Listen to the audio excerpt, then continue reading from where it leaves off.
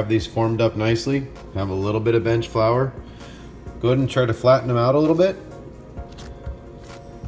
If they keep squeezing back to their original shape, just give them a couple minutes.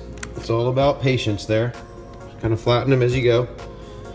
In about 5 minutes, I'll be able to roll these out much wider. A few more minutes after that, even a little bit more, and then we do need to let them rest. Here we go. About 5 minutes later, I'm just kind of put these in my hand and mess with them a little bit to stretch them out. I'm going to use the rolling pin here in just a few more minutes. You'll notice they'll still want to stretch back to a smaller shape, and patience is the virtue. If you can just roll them out, wait 5 minutes, roll them out again, you're going to get some bigger pitas than you might if you're impatient. All right, so about 5 to 10 minutes later, here's my workspace, right? I kind of given myself an area to roll these out. I can push some of these to the side, okay? Just a little bit of flour. You don't need to add too much flour. When I roll one of these out here in a nice bigger shape, I'm actually gonna use some of the surface tension for when it sticks to help it kind of maintain that size that I'm going for. So I'll roll a few out and you'll see them here in a second. All right, so notice that one's actually pretty big. Notice how it's kind of sticking to the counter a little bit. Let it sit like that for 30 seconds to a minute.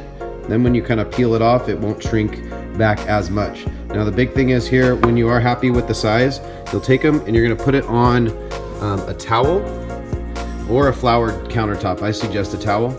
And then that's when you're gonna let them rise for that last time while your oven is heating up, okay? If you're really delicate and you move these things into a hot oven, you're gonna end up with a really cool looking pita. So I'm gonna finish up the rest of these and I'll show you as we get going.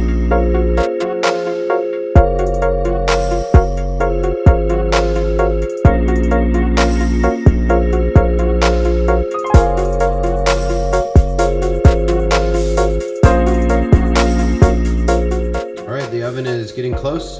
It's almost at 450. I have pans in here getting hot. Okay, that's an important thing. We'll lay the pitas in there, and within a couple minutes you'll notice that they will have filled with steam. Okay, that's the important part. Give these a few more minutes and then we'll pop them in there. You can see the first one that I got in, nice football shape. You get in there and you kind of flip them over when they look like that.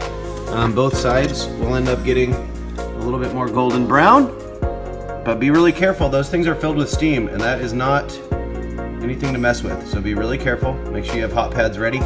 And then once these kind of get football shapes, you let them go till they have a little golden brown on both sides and then you're done. That one's probably even ready now. I could take it out, but I'm gonna let it go just another minute.